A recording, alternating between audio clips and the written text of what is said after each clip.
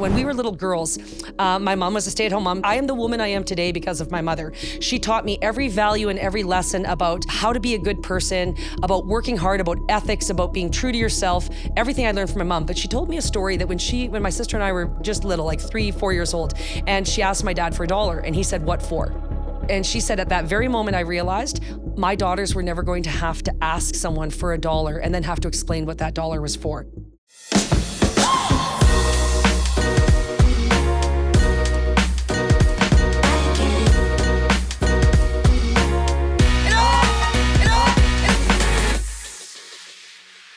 Welcome to the Calgary Sessions. This is episode number 142. I'm your host, Jeff Humphreys. Before we get into it, if you like this one, please share it, which I have a sneaky feeling you might, or any other shows. I'm trying to get some more exposure around it.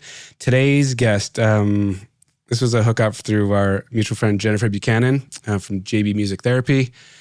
I asked her, I'm like, you know anybody cool? And right away, this name pops up and I was like, holy hell, she lives in Calgary? So please name and who you are. My name is Lisa Vlooswyk, nicknamed Lisa Longball. I'm an 8-time Canadian long drive champion for women, but most importantly, a born and raised Calgarian.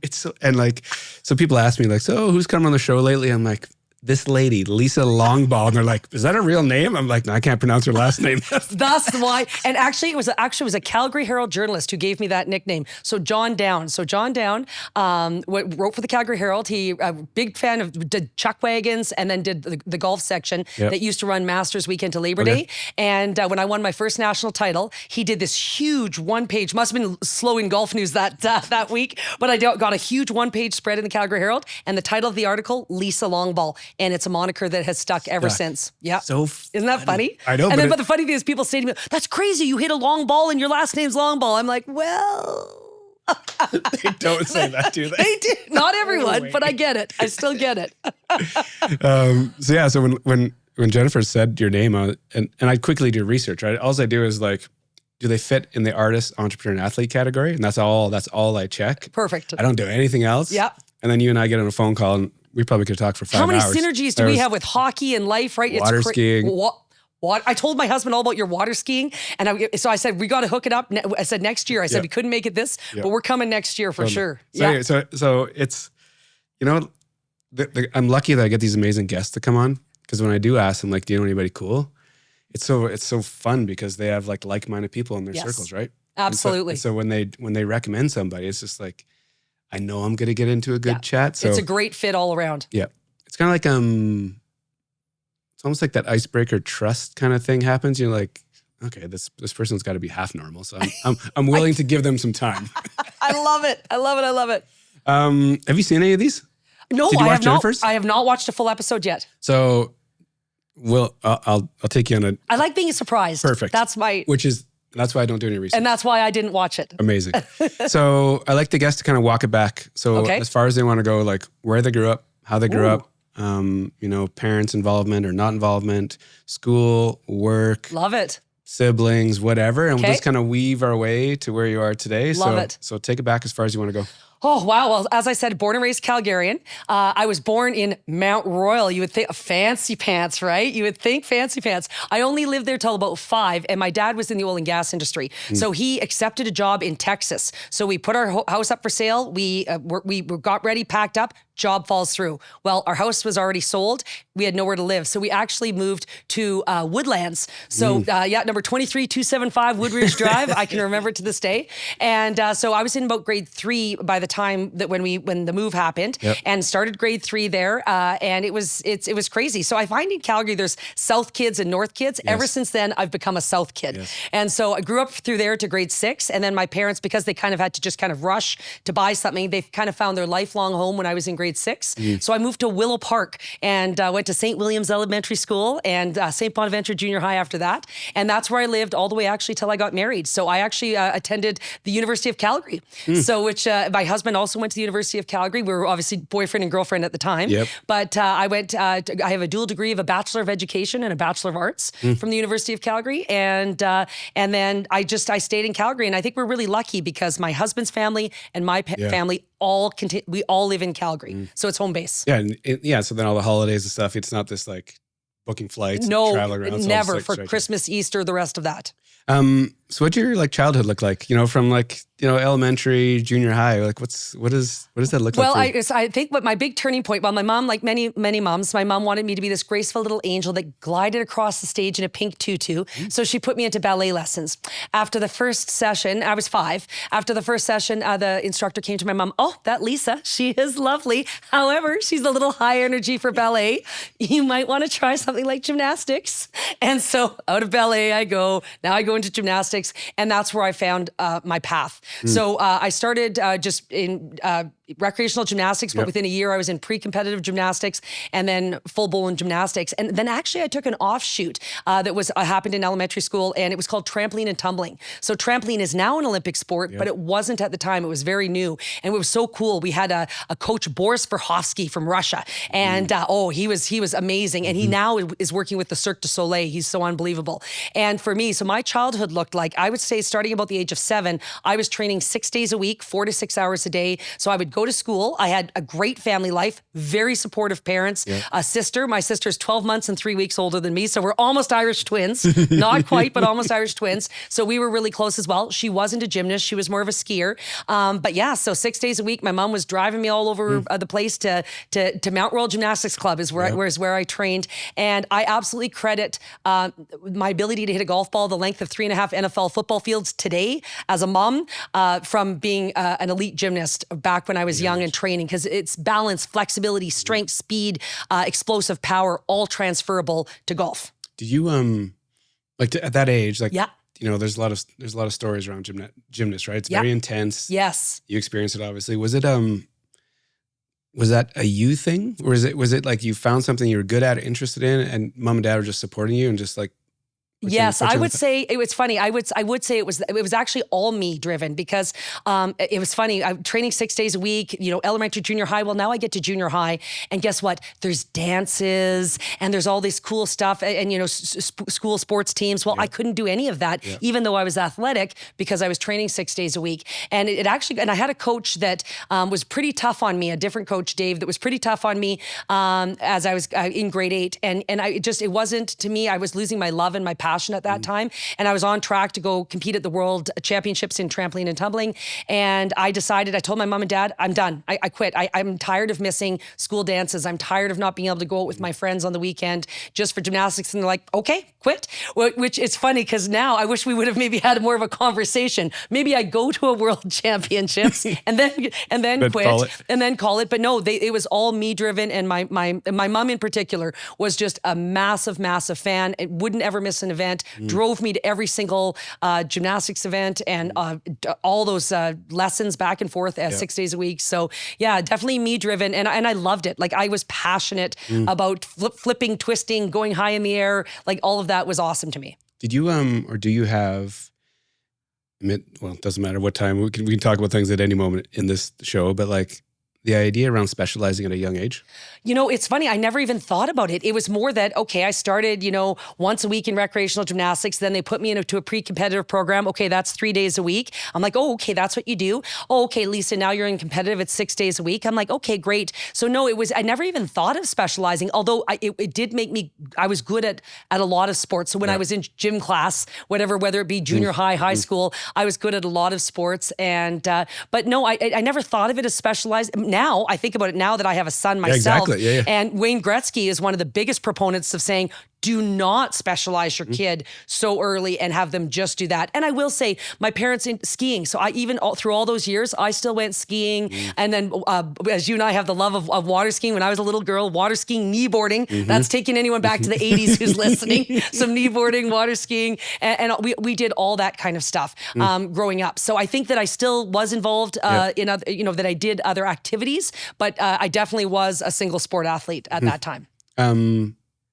Grade 8, did you shut it down? I did. So I quit, and it was so, and my parents, again, they supported me, and it was so strange. The time, all of a sudden I joined the volleyball team. I was, you know what? Actually, I got cut. I got cut. I love how it just clicked. It's like I was living back. I'm there with Ms. Conzin in the gymnasium, and I got cut from my first and only team. But you know what? That was a great experience, because I will admit, because I was a gymnast and I was athletic, sports came I was fortunate, they came easily to me. But know what? I got cut from the basketball team. Like, me and Michael Jordan. No. No, Michael Jordan decided to put some extra time in and then ended up doing okay in basketball. But it was this, you know what? I now have an empathy. I understand what it's like to be cut. I understand how that made you feel. And it was a walk of shame. It wasn't like a list was posted. It's like, could the following people please stand up and leave the gym? And so I did the walk of shame out of the gym. And, that was a tough one. But I loved doing, so I did badminton and then track and field. That was the next thing that actually I think that so much of gymnastics, again, when you're sprinting down the runway, it's just like sprinting down a track and that explosive power and speed. So I started doing track and field in junior high, but I really hit the ground in high school and started competing at provincial championships. So much so that when I went to the University of Calgary, I was on the varsity track and field team in heptathlon. No shit. So yeah, but it's just, and all these other kids were club athletes that had done track for years and years, and like, who's this newcomer? But because I trained at such a high level in gymnastics, I was able to easily, slide into, and I was never the best long jumper or the best hurdler or the best shot putter, but I was really good at all of it. Yeah. And then in the university season, you can't obviously do javelin and other sports like that. So they make it a triathlon, running, jumping, throwing. Sure. So the running was hurdles, the jumping was long jump, and the throwing was shot put, because you could do that all indoors. And yeah, I was doing really well and coming at the top of Canada West. So it was really exciting. It's interesting to figure out that athletic piece at a young age, whether it's like track or gymnastics. And I didn't do either. I was like hockey through and through, but it teaches you how to move. 100%. Like you said, and that's why you can hit the ball. Honestly. That's why you can do everything you're doing right now. It's really big, because when you learn how to move and you understand your body motion, you understand different movement patterns, it can just easily be applied to so many other sports. Yeah. Clearly not basketball in my case, but every other sport I was pretty strong at. Was there, through junior high and high school, was there anything else that had your attention, or was it like sport all day, every day? You know what? I have to be honest with you. What was so cool, my lifelong friends, some of my best friends to this day were from St. Bonaventure Junior High School. I am friends. We are dear friends. We celebrate birthdays. We celebrate births of kids. We celebrate, we are so tight. Now, most of us still live in Calgary. I have one girlfriend that lives in Comox and another girlfriend that lives in Los Angeles, but we still make the effort to stay together. So if I look back at what true friendship is and where my girl friendships came from, the majority of those came from junior high, and then a few more girls from high school. That's my key core friends. That's my circle. And so when I look back, the fun we had, we would go, I know it sounds silly, but Christmas caroling and at the pizza parties and sleepovers and all that stuff that we did in junior high school. Or my girlfriend, one of my girlfriends lived in Bonavista. So we would go to the lake and we played tennis and beach volleyball and went on those little paddle boats. Yeah. My best memories are from junior high with my girlfriends. If I really think about junior high, that's what I think about. It's rare, hey? I'm born and raised Calgarian too. Yeah. And so I have similar memories of lifelong friends from very young. There's some. What was your junior high? St. Mike's. Oh, St. Mike's, K, yes. So I've known people from, I went to school for people from K to 12. Yes. K to 9 at Mike's and then 10 to 12 at Mary's. Right. And are they some of your lifelong buddies? It's some of those friends where you're you might not talk all the time. It's different than your friendship, but it's these people in my world where if I see them, just instantly, it's just right? You kind of go back to it quickly. That's how I feel about these girls. And, it's such a special time. Because I think that's the time you're not driving. Yeah. You're not driving. Yeah, sure, boyfriends, girlfriends start to come into it a little bit, but really it's about the girls. At that time, it's really a lot about the girls. And so that's where I formed those lifelong friendships. It's amazing. Yeah. Coming out of high school, did you have an idea of what you were like? Were you confident? Were you... did you know what was next and what the steps looked like? This is interesting. I actually have a big regret from high school. So I remember being in grade 10 or 11, and all of a sudden, my grades were always good. I was always a 70s, 80s kid with not trying much at all. And so I was always, had good grades. But I found in high school, all of a sudden I started thinking about university and getting really focused on that. And I have talked to one of our counselors and I said, look, I'm thinking about graduating in 2.5 years.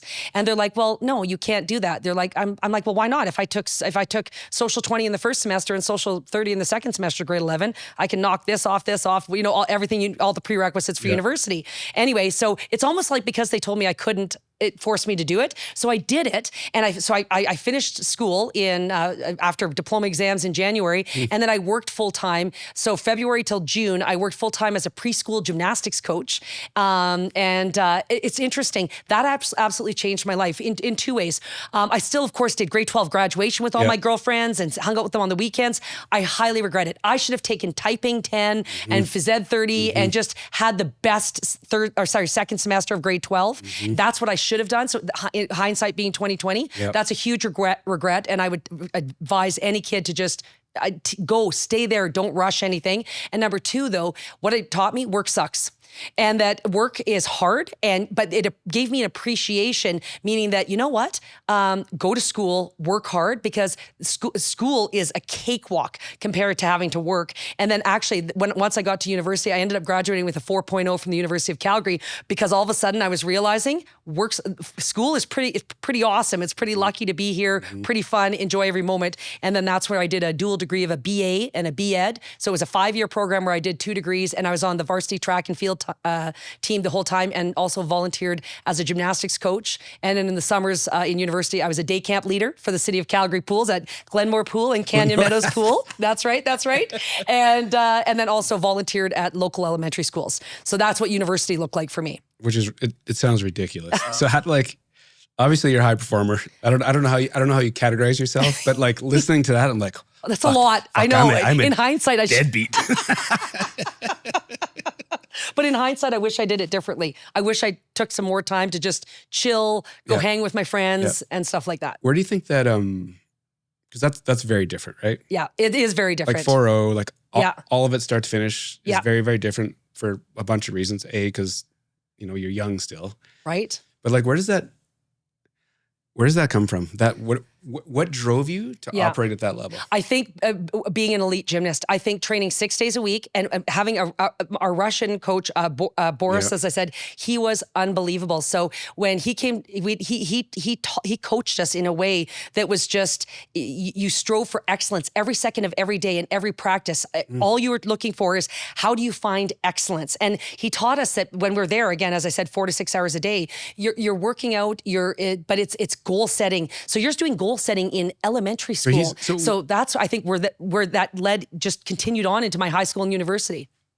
Like, give me some examples of like what like how he taught you these things. Well, this is crazy. So for an example, like think about this. This would have been back in 1980. It would have been like 86, like somewhere in the mid to late 80s. We were doing like visualization. So for instance, instead of in part of our training time, he would have us laying on the gym floor mats. He would have us close our eyes. He would have us, pretend, okay, I want you to feel the hot sun beating on you. I want you to feel like you're on a beach and you're sinking into the sand. Like, this was way ahead of its time. Way ahead of its time. Like strong Russian accent too?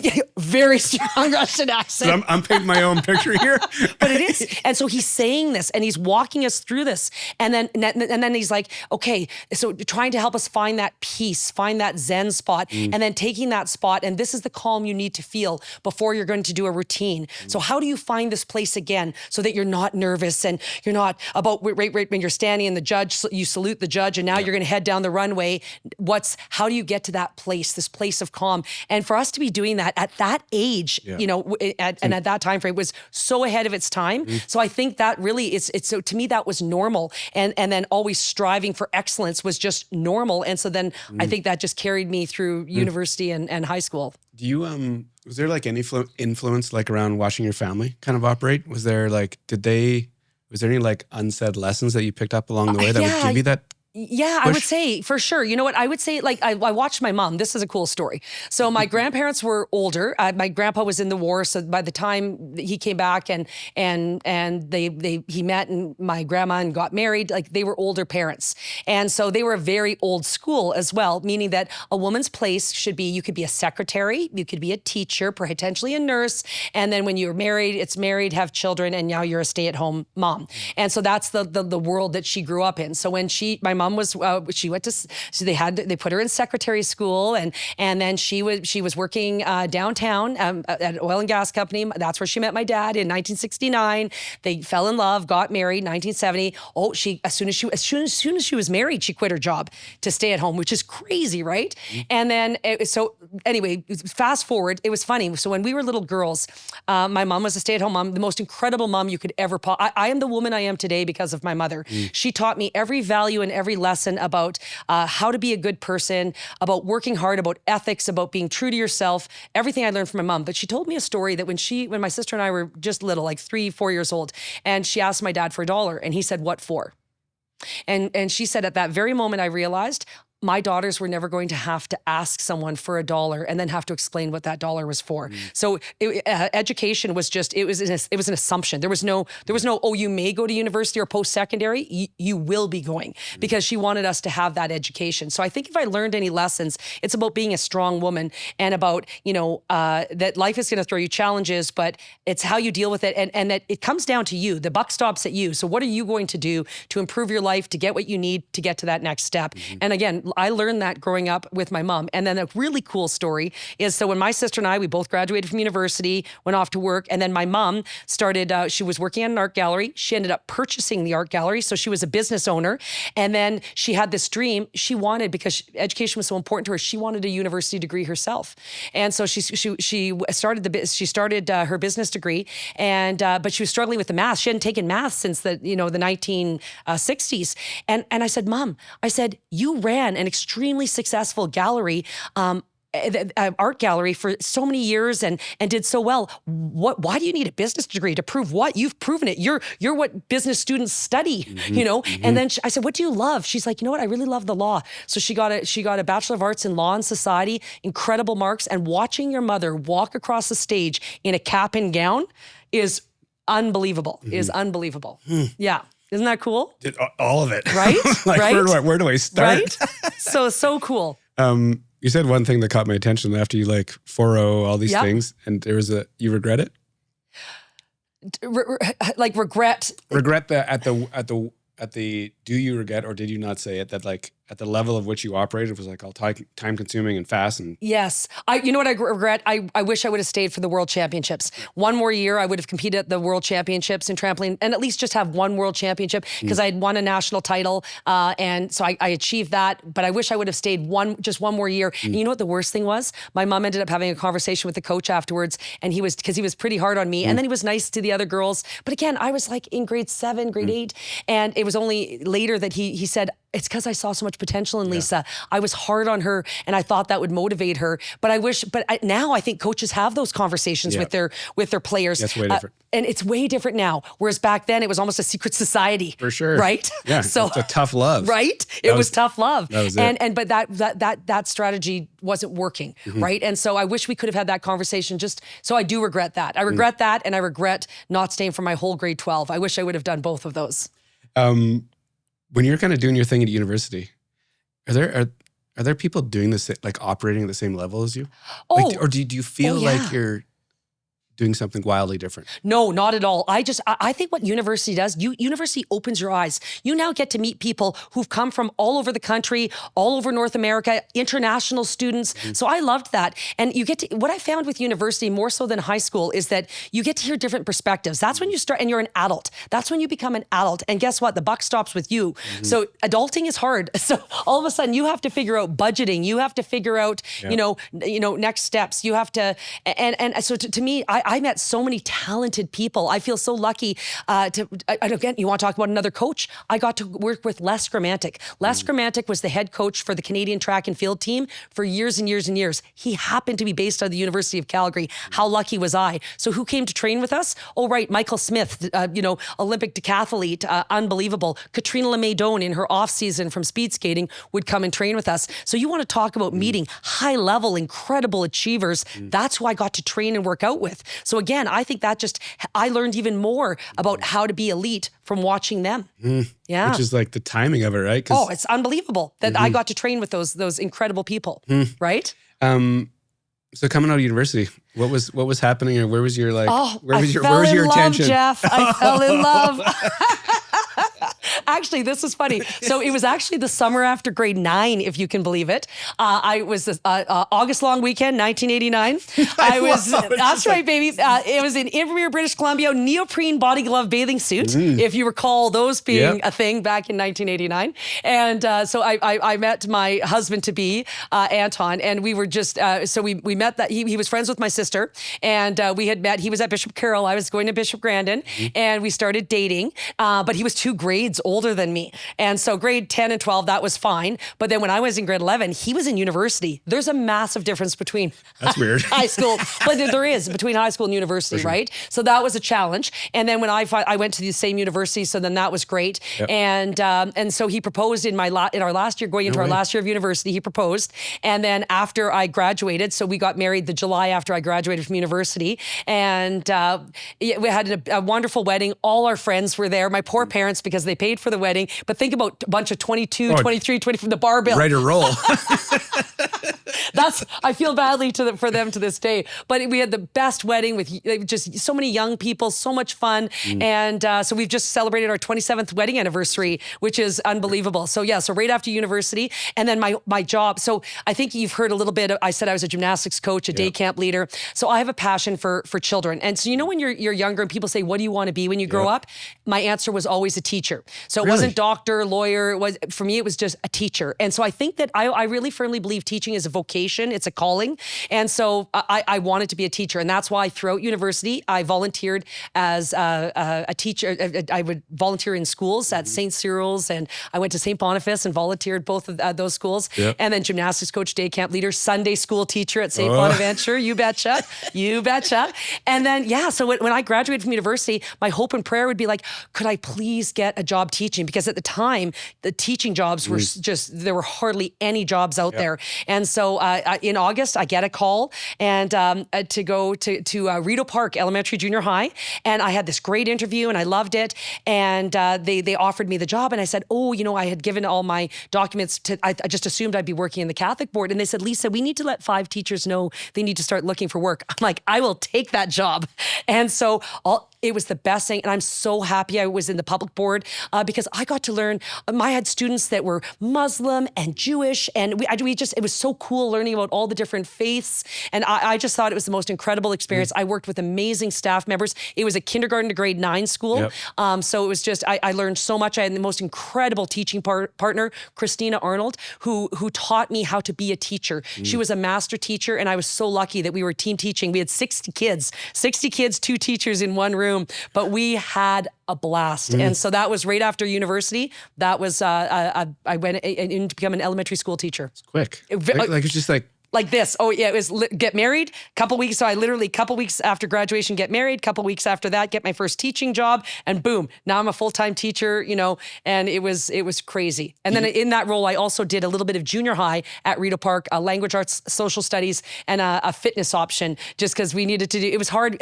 Rideau Park has a fluctuating population. A lot of the kids sometimes go to Strathcona Tweedsmuir or to some of the other schools, or you just sometimes never know what your population will be year to year. And so we had to do options one year with a mixed grade 7, 8, and 9. And so they're like, Lisa, you got to teach an option. What do you want to teach? I'm like, fitness option. Let's do that. And so I took them golfing. That's the first thing. I'm like, I'm pretty good at that. So let's start with golf because we were trying to do things that were lifelong sports, things that, basketball and volleyball, those are all great and I love them, but can you do that into your 90s? Not necessarily. So I did tennis, I did gymnastics. So I did some really cool things with them. But it was 27 boys and 3 girls, mixed grade 7, 8, and 9. So it was, it was crazy. It was crazy.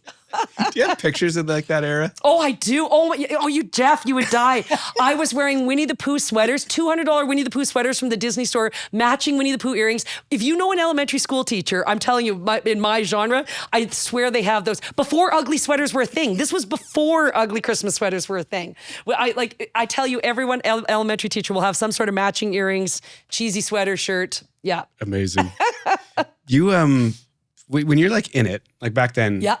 And you're like, I'm on you for a reason, this high performance, very bang, bang. It's all, do you just trust it? Do you even give it any thought at the pace you're moving, the decisions you're making and how everything's just like lining up? Or are you just like moving? I'm moving, and I just trust it. And I think, but when you talk about it, it goes like that. So all of a sudden, I was gymnastics, high level gymnast, from 6 years old all the way through to grade 8. Yep. Then I did every sport imaginable except basketball in junior high and hockey. I can't skate backwards. Jeff, I can't, I know. I can't play hockey either. Okay, there's 2 sports.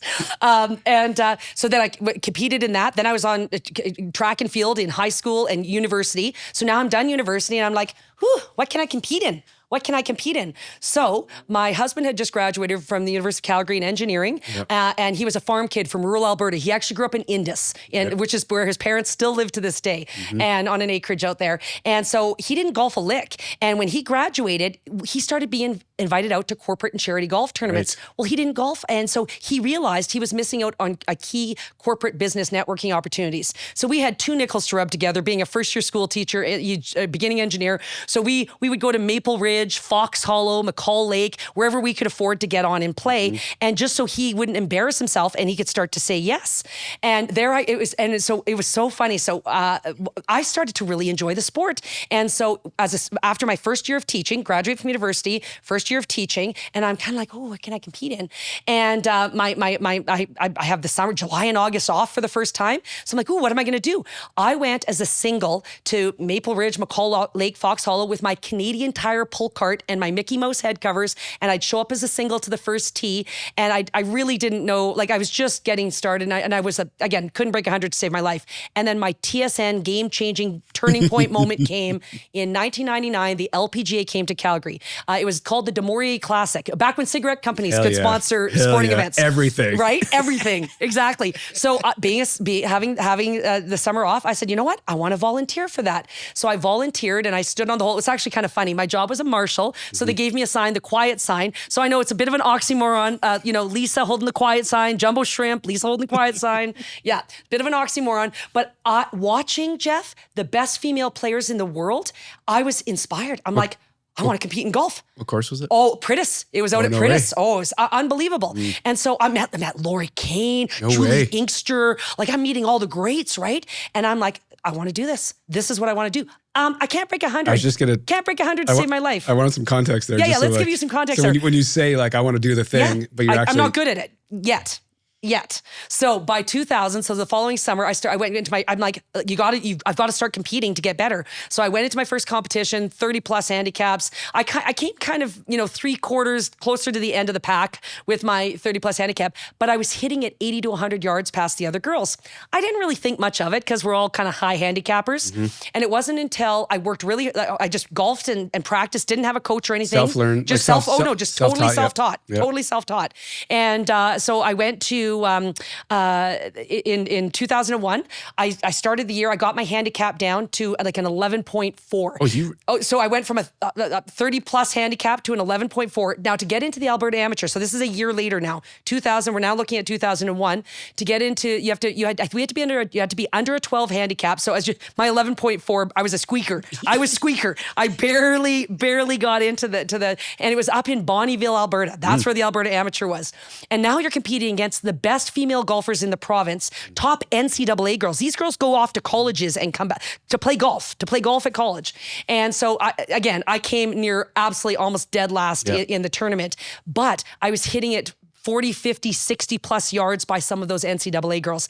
And that's where I'm like, I think I'm long. So I saw an advertisement for a long drive competition where the Golf Future YYC by Burnco, by Deerfoot and Glenmore. Golf Future, right? That's it, right? So that's where I was. And it was, but this was before, I think it was called the, it was a weird name. It was a weird name before Golf Canada, because it used to be Golf Canada, right? And so it was before that, and I've forgotten the name. Four Seasons. It was called Four Seasons Golf Center. And so I went there and I ended up winning with a drive, with a 313-yard drive with a set of clubs from Costco. So that's literally how I won. And that was in 2001. And I ended up winning my first national title. I won my first national title in 2001. I went to Glen Abbey in Toronto. And after winning that, I went on to the World Long Drive Championships and had a top 10 finish at the World Long Drive Championships all in 1 year. And by then I had a coach. By 2001, I started working Shane Campbell, incredible coach. I started working with Shane Campbell at Links Ridge Golf Course because my husband and I got a membership. You're fancy. Well, it was brand new, so we could afford it, right? So, so that was where we got our membership in 2000. And that's when I started working with Shane and then won my first national title, went to World Championships, came top 10 in the world, and I was hooked. Great, right? It's crazy. It's insane. What can I compete in now? Did you and your husband continue to play? Oh yeah. So then what I'm just like. And then he caddied for me. By the way, don't ever have your spouse caddy for you. That's called the divorce open. Oh, that's bad. Actually, I have to fast forwarding a little bit. So he caddied for me in the mid-am and the amateur. And I do remember actually, that was actually when he caddied. This is a great story. So I got myself down to like a scratch. And because here's the other problem. When I accepted money, when I won my long drive competitions and I started accepting money, that made me a professional golfer. Well, I'm like, no. I'm just a professional long driver. I can't chip and putt to save my life. But I was good, but not as good as those other girls. So all of a sudden, I no longer could compete I played in one Alberta mid-amateur, one Alberta amateur, and then that's it. Now I had to play pro tournaments. I'm like, against girls who've been playing since they were knee-high to grasshoppers. So as you can imagine, so these girls would be like par, birdie, par, bogey, birdie, par. I was like, boring. I was like triple, eagle, birdie, double, par, birdie, eagle, birdie, triple. That was driving par 4s. Yeah, 72. Now we're 74. You know what I mean? So I was like the Gong Show of golfers. I'm sure these other girls were like, "Who is Sideshow Bob over here? Where did this come from?" Because they hadn't. I wasn't a name that ever grew up, right? But this is funny. So the LPGA came back to Calgary. This is crazy. 10 years later. So we're going 1999. Fast forwarding to 2009, and it's back at Pritis. Calgary only gets the LPGA Tour once every 10 years, right? It came back this past summer, actually, at Earl Grey, which was wicked. So it's 2009. I go from a 30-plus handicap, can't break 100 to save my life, to now I'm competing. So I was outside the ropes, and now I'm under the ropes competing, at a Monday qualifier. So I went to the Monday qualifier, and huge props to Calgarian Kim Carrington. She is salt of the earth. She is an incredibly accomplished golfer. She's been at senior British Opens, U.S. Opens, Canadian. She's just been a member of Team Alberta, Team Canada. She's unbelievable. She kind of helped teach me the ropes. We ended up being playing partners together. But long story short, it was so funny because my husband was caddying and I was hitting great drives and I had some great approach shots, and then I'm 3-putting, 4-putt, something stupid. Anyway, so finally, after I hit this great drive, approach shot, we're on 17, and I have another 3-putt, and he takes my bag and he throws it on the ground and he goes, "If you're gonna putt like that, carry your own bag." And one of the girls is like, "Where did you find your caddy?" I'm like, "Oh, I married him." And then he's like, "I want to go to Peter's Drive-In," because it was up at the what's the course by Peter's? Is that the Winston? Yeah, what was it? What was called before that? Elks. It was at the Elks. Yeah. So he wanted to go to Peter's Drive-In.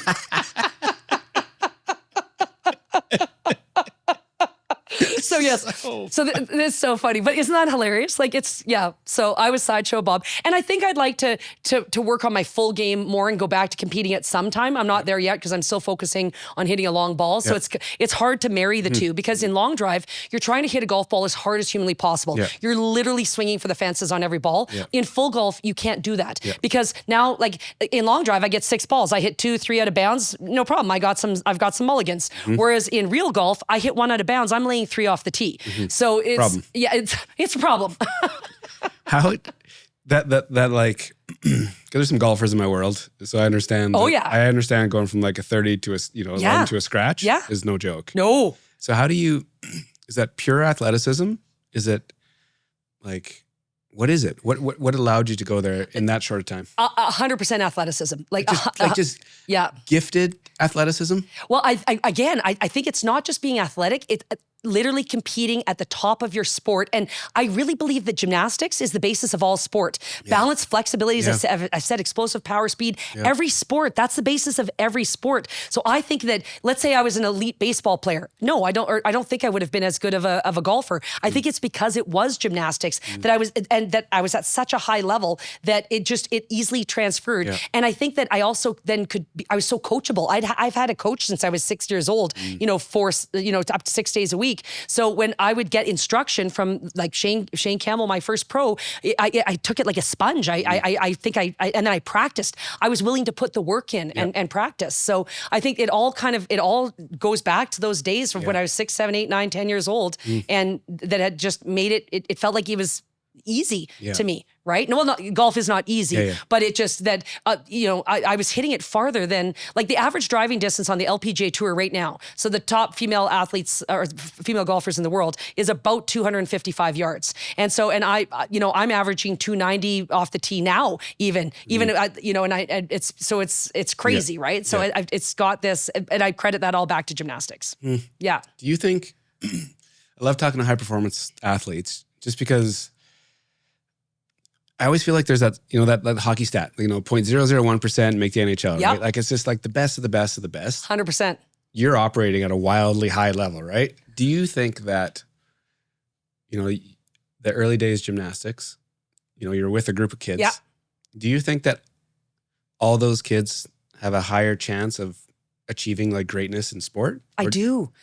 I do. I honestly, I think that we were given the tools. We were literally given a toolbox. Like, by how do you approach? It's how you approach, and like when we were learning a new skill, everything has to come. You have to do it you have to have many steps along the way. You have to have progressions, and so I think that just takes you into life. Life is about progressions. It's like what do you need to achieve the next step, and then it's always goal setting. So I think that successful people are goal setters. Is that you can't the willy-nilly style through life. It'll work for some, for sure, but I think you have to have a very clear goal, and you have to have mini goals along the way to get there. And so I think it's when you learn it at such a young age, I do believe elite athletes who have been trained like that do have an advantage over people who haven't had that opportunity.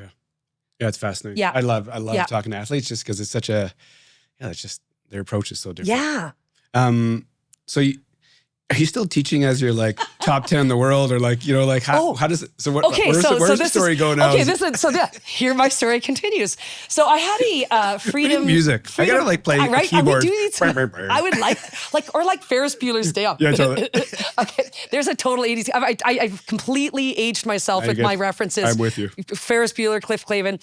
I would say that what happened after that, so basically I had a Freedom 29 party. And what do you mean by that? So I was an elementary school teacher, couldn't be more excited about working at Rideau Park. And so I was working at Rideau, and I was still remember, it was only after my first year of teaching did I even actually go to the LPGA Tour event in 1999. And then it was my next year of teaching, like 2000, and I was really playing a lot of golf. And then 2001 is when I really started competing. So by the time I was 29, I had now been to multiple World Long Drive Championships, had top 10 finishes at those championships. There was a tour down in the United States, and it's called the LDA. So at the time it was the Long Drivers of America, which was the top long drive tour in the world that athletes from all over the world. That was the place to compete, to prepare yourself for the World Championships. So I thought, my goal, it comes back to goal setting. I had a goal of winning the World Long Drive Championships. And what the problem is, to win a world championship in anything, it's really difficult to have a full-time job.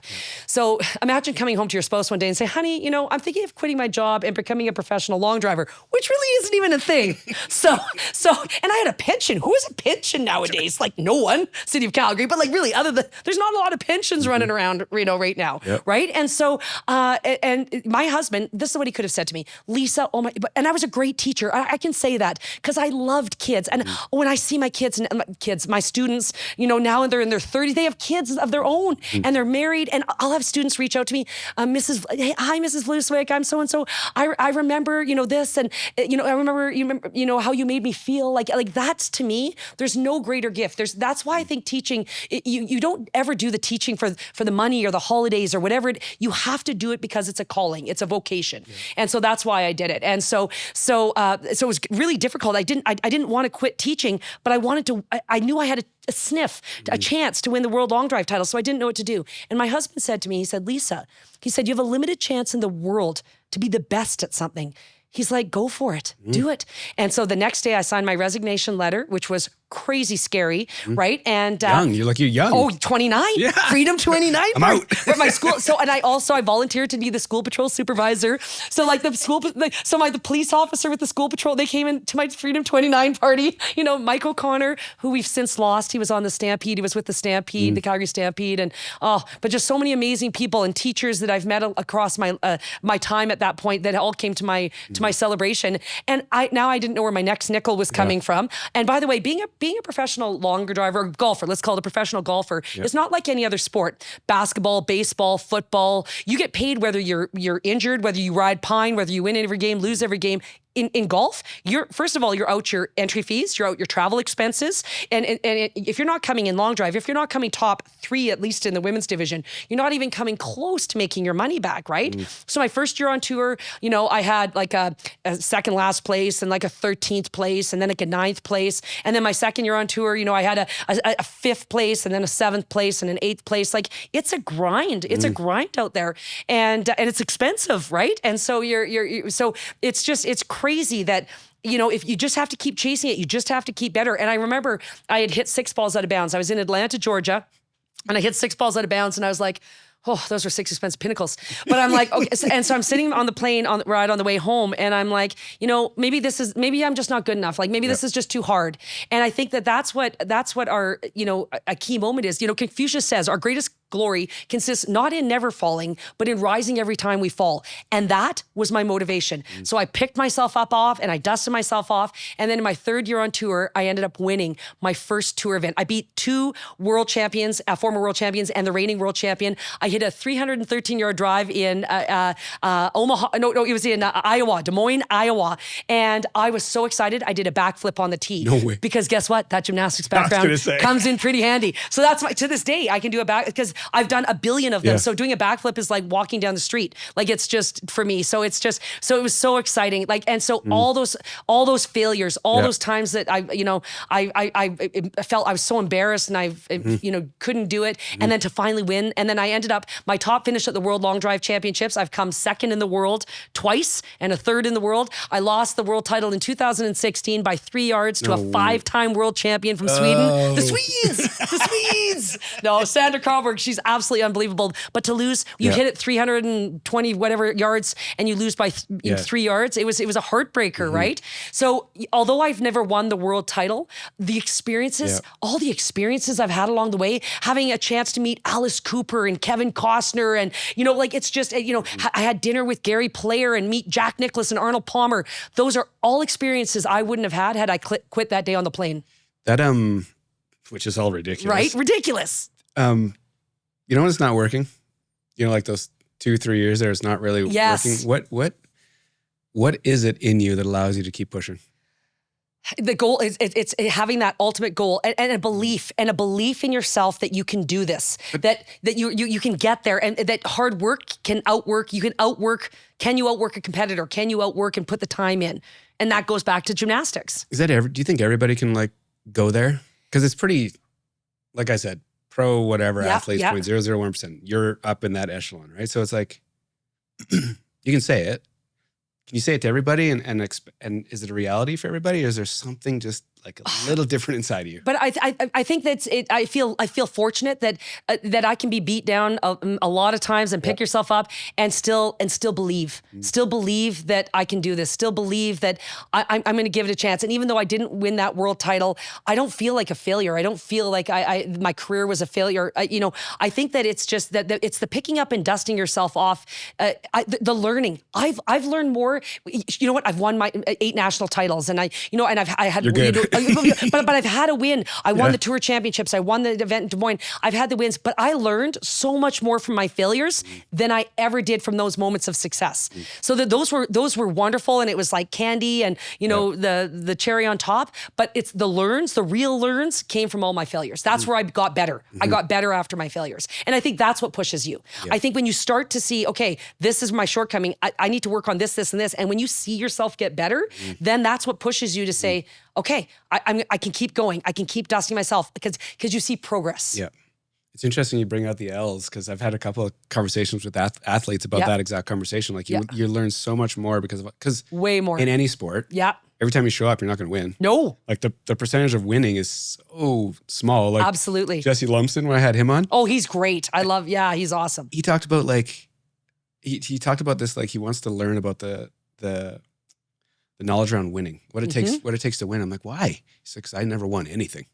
At every like Olympics, CFL, university, I don't think he won a championship ever. But what still drove him to go to practice every single day, and the sacrifices you have to make in your life, the friends that you get to see, the travel, you know, if your budget, like everything that you sacrifice to try to make that dream happen, and you never had the win. Yep. That's a good point. And for you, like, do you just trust it blindly, or like do you just like trust that like there's something in you that has this like belief system that you can outwork whoever, and that'll get you there? I think it's a trust in the belief system, but I also think you need to surround yourself with people who support you. Right. There's so many people out there that want to tear you down. Yeah. You have to. It's only as I age, I can start. You start to push. You start to realize who are the people that lift you up and who are the people that tear you down, and you need to surround yourself with the people that lift you up. And like for example, like again, my mom to this day is my biggest cheerleader. You know, and my husband. You know, again, having a spouse that's so supportive of what you do, because there were some lean times there when I wasn't making any money and money was coming out for travel and everything else, and you know, but he had a trust and a belief. So surround yourself, but not only do you have a trust and belief in yourself, that the people around you that trust in you and believe in you. I think that's the difference maker, because you can go alone for a long way, but you really need a support system and network around you to really get to that next level. So what starts happening when you're on this path? So you're like competing at a high level. So this is crazy. Meeting all these crazy people. Right? Like. So this is actually one of the reasons when I resigned my school teaching position, I hit balls a lot at the time at Mackenzie Meadows Golf Course. And Shaw, the company Shaw, J.R. Shaw, formerly, you know, the head of the company, sadly since has passed away. But they used to do a corporate charity golf tournament at Mackenzie.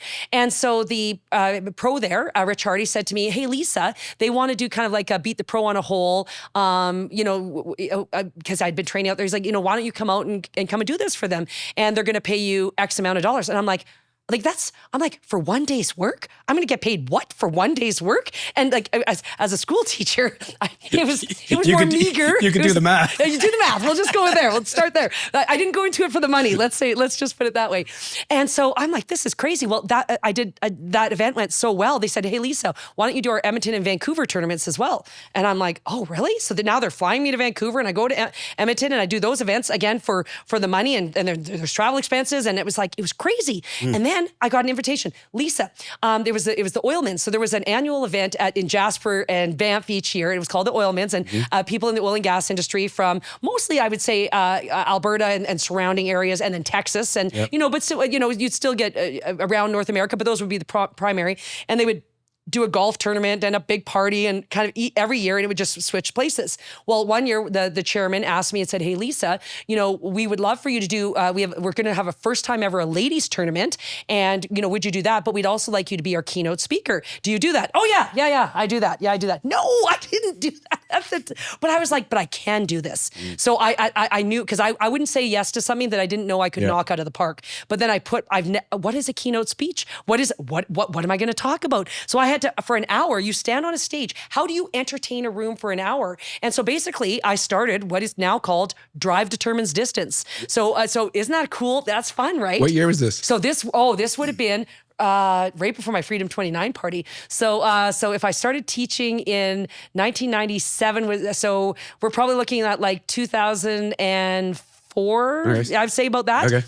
And so it's unbelievable. So I worked really hard, and basically my entire keynote is how I went from a high handicap recreational golfer who couldn't break 100 to save her life to ranked number 2 in the world, and my journey along the way, and try and teach life lessons, and I still use the backbone or the basis of that. I change my keynote as I go to as I continue to keynote speak across North America, but that's the core of my story, and it went so well that all of a sudden it's like, what? You're going to pay me to stand on a stage and speak? You're going to do this? So I realized I could make a career out of this. So then I started doing corporate and charity golf tournaments. First mostly in Calgary, and then Alberta, and then across Canada, and then now North America. And then I was asked to do keynote speaking at conferences, conventions, which I absolutely love. And then my next turning point in my career came to, as I was at these corporate and charity golf tournaments, 75 to 85% of the attendees, and I'd be a golf entertainer. So I would be hired to stand on a tee, hit balls for guests. We'd raise money for charity, maybe MC the dinner, maybe do a clinic at the range, something like that. Yep. And then all of a sudden I realized at these events, 75 to 85% of the attendees were men. Where were all the women? And the guys were smartly there doing the networking, and the women were back in the office. So I thought, I need to create something for women, because being a woman and seeing that it's male dominated sport, I want to see more women achieving success. So I started a golf school just here in Calgary at Heritage Point, which is my home course. And I started teaching a golf school out there with PGA of Canada professionals.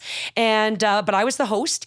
And then that's expanded from Calgary to, then I expanded to Toronto, Kelowna, Montreal, Prince Edward Island. And now I leave in 2 days. I'm heading down to Palm Springs. I've got Palm Springs, Phoenix, and Orlando.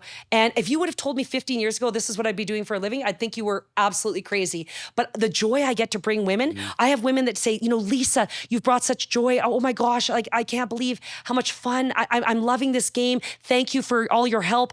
Over the pandemic, I'm sponsored by Golf Town, and they said, Lisa, it's, pandemic happens March 20th. So we're like, all of a sudden Canadian golf season's a month away. Yep. And Canadians, as you know, are chomping at the bit to go play golf. So they're like, Lisa, what about doing some lessons like from your basement? I'm like, from my basement, like just on my cell phone? They're like, yeah, let's do it.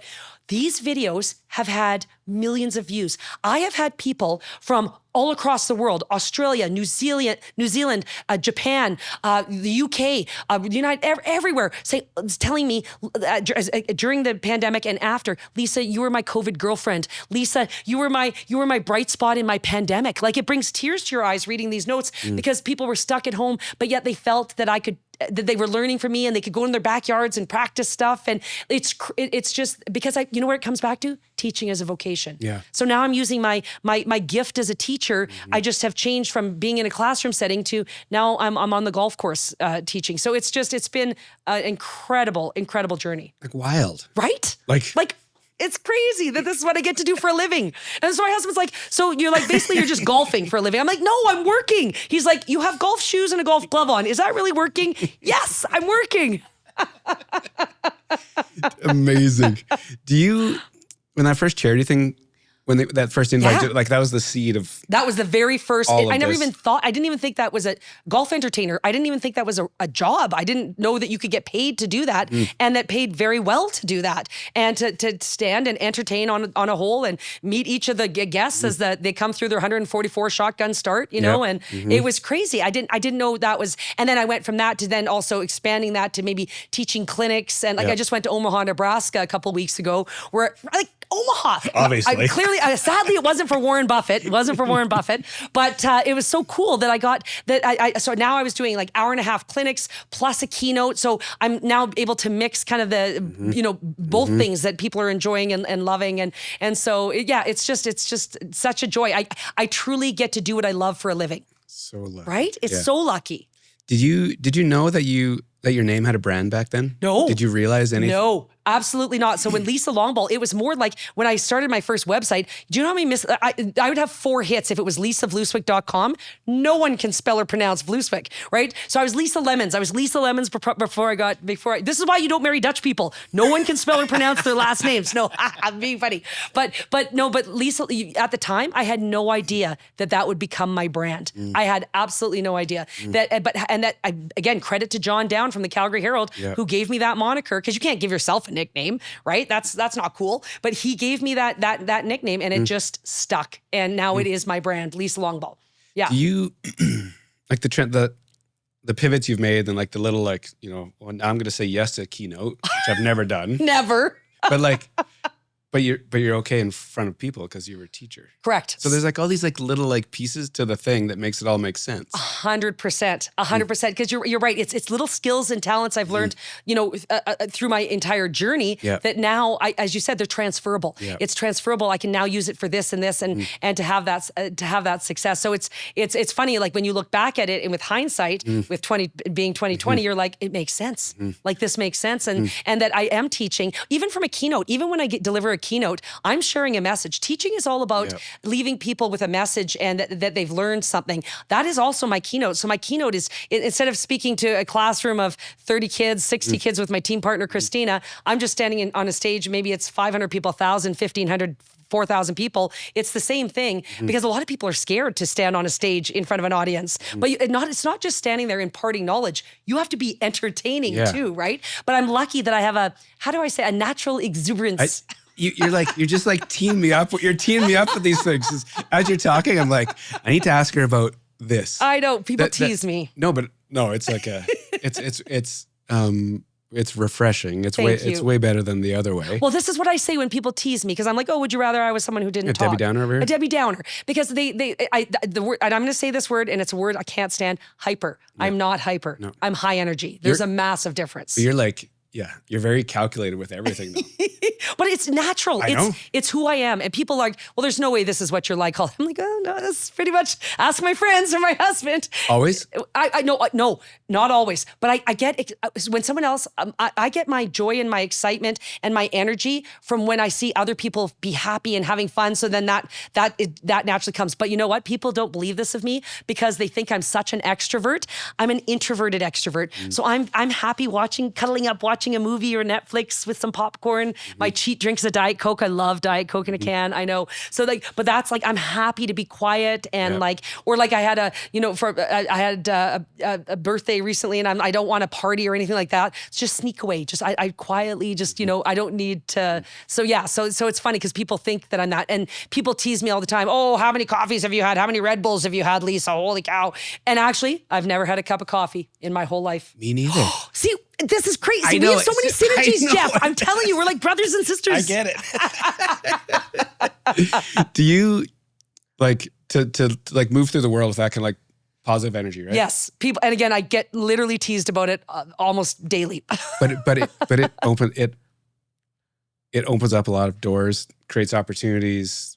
Because it's natural and because it's authentic. Yeah. This isn't put on. And anyone who knows me knows that this is just my natural energy and exuberance. Yeah. And I do think that it has led to opportunities because I think when you put yourself out there, it's hard to put yourself out there because you're going to fall down and you're going to have the pitfalls.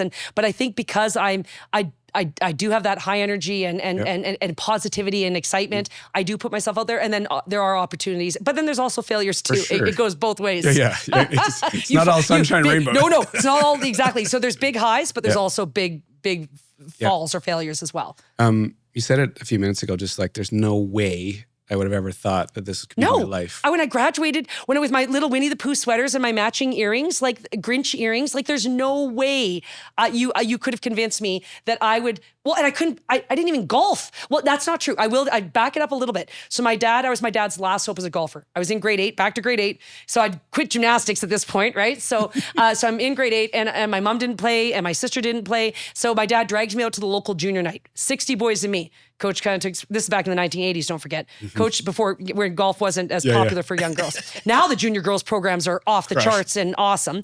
But he kind of takes one look at me, tells me to go hit my 6-iron at the end of the range, and proceeds to work with the boys the rest of the evening. I'm like, golf sucks. Golf's not fun at all. Yeah. And so I maybe play 9 holes a year with my dad if he forces me. So I did have a little introduction, but I never played and at all. So it wasn't until, as I said, I was in my 20s, and it was my boyfriend at the time, now husband, Anton, who dragged me out to Maple Ridge, Fox Hollow, which are great. And we need municipal golf courses. Sure. Calgary needs municipal golf courses, affordable places to play. Yeah. And there's for any of your listeners out there, if they have any juniors in their life, there's a program called Youth on Course. I also volunteer for Alberta Golf because look at the gifts I've had in my life. I volunteer for Alberta Golf and also Hockey Alberta because that's my son plays hockey. And so I see the joy that both of those areas have brought to my life. So I feel that as citizens, it's our job and our role and our responsibility responsibility to give back. And so Alberta Golf has a youth on course program, and you pay a nominal fee at the beginning, $5. Yeah, it's cheap. $5 to play golf for juniors up to 18 years of age anywhere at participating courses across Alberta. So if any of your listeners are or have junior golfers and they're thinking, oh, golf's kind of expensive, $5 around at participating courses. So yeah, it's awesome. How do you that idea of like giving back? Yes. Just listening to this for the first time, I feel like you're very busy. might be an understatement.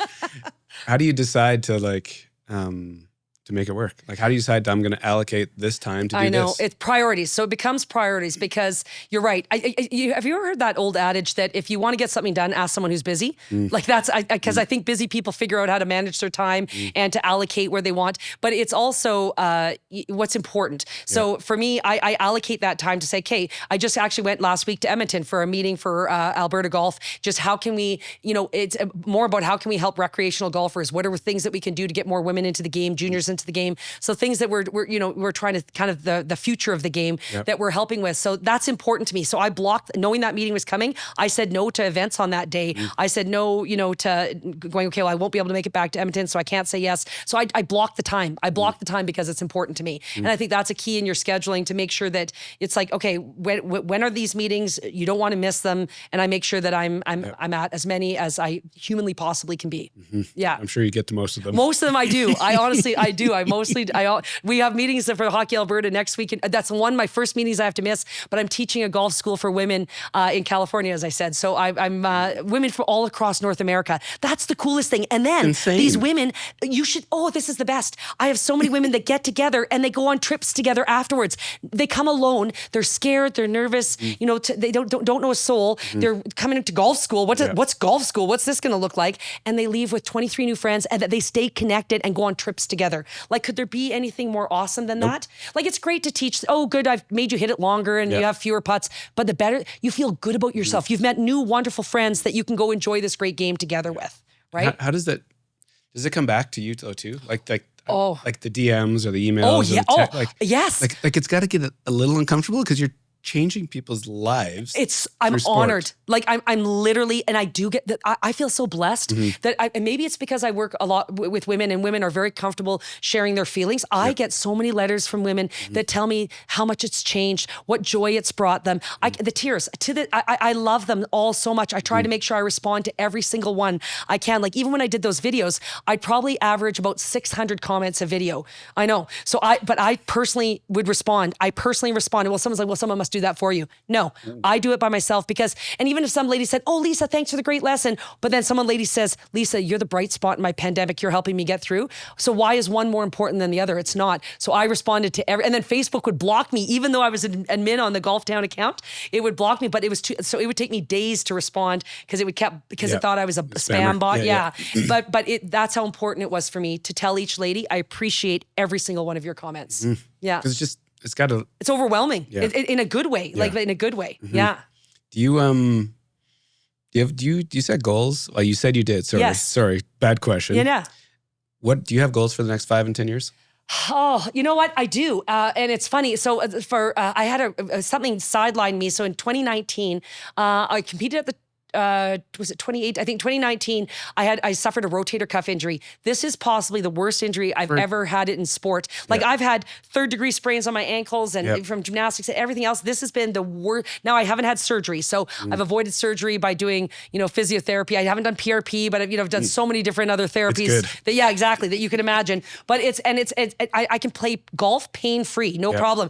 And it's funny, I'm playing on a weekend round with my husband's son and I can bomb 323 just in a regular round of golf. But what I can't do is right now is bash buckets and buckets of balls. Right. And so I haven't competed. And then of course, 2020, the World Long Drive Championships didn't happen or only the Americans were able to, because we couldn't travel with borders and, all that. But I haven't been back to a world championship. And so part of me thinks I didn't get to go out on my own terms. And so part of me would like to go back to one more World Long Drive Championships if I feel like I can train. So I'm in the midst of trying to figure that out right now. So one goal would be, and if I don't come top 10 in the world, gracefully bow out, let that next generation shine, which they already are. But just, I want to go out on my own terms. So that would be one goal. Another goal, and I've realized this, is that, family. My son, it's crazy. He has this Get wonderful. there. It's Get great. there. It's so amazing. So he has this. This is his NHL draft year, and of course, he has a sniff. Like there's no guarantees in sport in anything, but he has a chance, a sniff. I don't want to miss those moments. Yeah. So right now, I could sell out golf schools right now. I could sell out 15 more golf schools in the year. I don't want to. I want to do golf schools, and I want to make so many women happy, and that I know I can help their game, and we have this incredible time. But I also want to be there for my son. Something I've realized as a mom is that your time with your kids, at the time, there's days that you're like, oh my God, it's grueling. It's grueling, right? And you're thinking, and you're almost wishing it away. And then you get to the point where your son moves out. Yep. So my son's 17 and he's in grade 12. So I feel like I've been cheated a year because I should really have him for this year. But he's living in Red Deer with an incredible billet family. We couldn't be more lucky. But he's living on his own. He's moved out of the house. So you've moved out. You're living in another house. You're playing hockey. He's practicing 6 days a week, typically, depending on game schedules. And high school. Oh, right. And doing great. There's that. Because he's got this, the WHL offers this incredible scholarship program, but I've reminded my son, you can only use that if your grades are good. So he got details. Details. Oh, details, mom, details. And so he's in math 30 and social 30 right now. So we're grinding through that. But I've realized as a mom, I've scheduled my year kind of around his year because I don't want to miss that stuff. So when you talk about some of the, in the future, I want to be there for him. My husband and I want to go, they're going on a US road trip this year. Cool.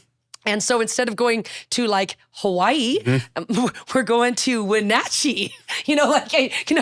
Not that that's not a good place. Not that it's not a good place, but right, it's we're going to go on this road trip. Like Wenatchee, Portland, Seattle, Spokane, like that Portland, tour? Seattle, Spokane, Tri-City, Wenatchee, Everett, that whole trip. 10 days, baby. Amazing. Now I may or may not be sliding in 2 days at Bandon Dunes. I'm just saying it. Just when you're driving by, the Bandon Dunes is right calling there. You. It's calling you. How do you not go? So probably know somebody. I'm not sure what November weather is going to be like at Bandon, but toques and gloves. Toques and gloves for sure, and rainwear. So but yeah, so I think I want to be there. I don't want to miss a moment of this. It's just been such an exciting time, and he just had his opening weekend, and just to watch that, like when you watch it's funny because even though I'm an athlete and I have my own goals and aspirations, when your children start achieving their dreams, there's nothing more special. Like I would rather watch my child achieve his dreams than achieve my own, really. And so it's so that I don't want to miss it. I still, of course, have my goals and aspirations, and I want to do, for me, I want to continue doing my golf schools, and bringing that joy, potentially expanding, as you said, what are you doing in the next 5 years? Maybe expanding those golf schools. I'd potentially like to start doing golf trips. Women keep saying to me, I want to do golf trips. Like, let's go to Scotland or Ireland or Pinehurst or whatever, but as girls, like, let's go have a fun girls golf trip, and then I'll plan it and organize it. So that's something I'm looking at doing more of as well. And I absolutely love keynote speaking. I'm actually speaking at the Italian Sportswomen's Dinner in next month, and I'm so excited about that. Amazing. Because again, when you get that chance to be with so many different women, and I mention it because it's in Calgary, and like that's the cool stuff, because I want to make sure I continue to inspire locally as well too. It's like it's so holy fun. Shit. But it's just you're just operating this. You're keeping the bar so high. Thank you. But it just feels natural. It just feels normal. It's who you are and how you are. 100%. Yeah. I don't know if I retire. It's like, what is that? I can't imagine what that might look like. Just more volunteering. Well, I was thinking about that. I'm like, I wonder if she, like, as you're talking about, like, growing the kind of women program. Yes. I'm like, she could probably do this until she's like 72. Seriously, and I love it. And I look at hockey, as I was saying, like I see the joy my family has had from hockey. Yeah. Hockey can be expensive. And so the whole reason I sit on the board for the Hockey Alberta Foundation is that our mandate is to raise money that we call our mantra is every kid, every community. Yeah. We want every child in Alberta to have a chance to play this great game if they would like to try it, and that's, especially our new Canadians, our Indigenous populations, girls, our just all abilities, like everything. We want, it's just such a great game. It's part of Canadian fabric of life. Right? You played hockey. I'm like, how did you get into hockey? I think my parents were just. It's like a Timbit. You were a little dude. Oh yeah, like little. Yeah, five. And my first year, my parents took me to the rink, and I couldn't skate, couldn't do anything. I cried and screamed the entire time, hung on to the boards, didn't move, and just hated it. So that they pulled me out the first year. And then then you played AAA Buffs junior hockey. And then I did everything. Then you did everything. Like, it's crazy. Yeah, but it's funny how you say it's like a fabric of life around here. It is. My youngest nephew is he's 8. And so he just said to my sister, he's like, I want to play hockey. Right. So he's at Winsport learning how to skate. Awesome. There's Hockey Canada does learn to skate programs. You don't have to be 5 in the Timbit. Hockey can look different. Pond hockey, right? The lakes, all the different, all that stuff. But even floor hockey, it doesn't have, it's just the idea of getting together with a bunch of kids, street hockey. Yep. Do you have good memories of street hockey? Hours. Right? Car, hours. right? Putting balls and pucks through my dad's garage. Oh, our garage door, the dents. It looks like a hailstorm hit it. I'm telling you. My dad was not happy. Either is my husband. Yeah, it's interesting that you have like kind of two passions around sport, right? It's absolutely. Summer and winter, which is so funny, right? It's so funny. But and even though as I mentioned earlier, I can't even skate backwards. So I can't. I get this joy of hockey, even though I don't actually get. I've never played it, and I'm not a tremendously good skater. But it's just. I want every kid to have that chance. Anyone who wants to try it, that we can give them those opportunities. Yeah, it's funny for me. It's like the lessons around sport. Yes. It's just like for me, it's allowed me to do all the things. Yes. And it's who you are because of sport. And again, you look at kids nowadays, gaming's really popular. Well, would you rather have your kid, sitting at home gaming or going out and playing street hockey, going out and playing 18 holes with their buddies, like walking around, the local municipal golf course. Like that's what I'd rather see kids out doing versus hanging out at 7-Eleven and sitting in their basement gaming, right? There's enough device time. Let's get kids active, right? Get them moving. Yes. And then do you play now as an adult? Yeah. So there's I played in the Heritage for years. So like the men's league for a long time. That's a good one. Yeah, that's a good league. That's a good league. My husband's in a different beer league. It's not quite the Heritage, but I've heard of the Heritage League. Yeah. It's it's a lot of, it's that funny thing. Like we all end up in the same place eventually. Eventually. Some guys go play pro, whatever, go to school, but we all end up at the same spot. But now I have a Friday noon hour. Oh, that's a good ice time. Which it's prime time for beer league, right? It's the pinnacle of everything. Yeah. Friday noon. Right? My husband's like, clearly you can tell he's not in the prime time because he's Tuesday at 10 o'clock at night. I refuse to play after 7 p.m. Right? And I refuse to play with refs. Oh, really? Those are my two things. Really? I won't do it. Oh, that's funny. So Friday at noon, and then when I'm not shooting on Mondays, I have this Monday afternoon skate. Oh, that's great. So I'm like, daytime only. I love that. Sticks in the middle. Sticks in the middle. That's how you do it? That's awesome. So it's that's awesome. There was a couple years I didn't play because I was those 10 o'clock Tuesdays. I was like, I don't. They're horrible. And then you're jacked up, and then you come home. How are you going to go to sleep? And you have to work the next day. I run hot when I play, so I'm like angry at people and swinging at people. So it's like I stopped for a couple of years. Good for you. But this daytime stuff. Now you're back to the daytime stuff. I'm like super comfortable. That's awesome. That's awesome. Thanks for doing this. Thank you, Jeff. This has been, but I love what you do because we have to promote Calgary. I'm so proud to be a born and raised Calgarian. Calgary, this is home. This is home for me. All my best memories, started with people from Calgary. Yeah. And so this is, to me, I think it's wonderful what you're doing to promote our city and just keep doing what you're doing. I love it. Thank you. I end the show with one question. Okay. When I say Calgary, where's your head go? If I had to only pick one place, it's home. Calgary is home. It's my family is all here, which is my mom, my dad, my sister, my in-laws are here. My husband, our son was born here.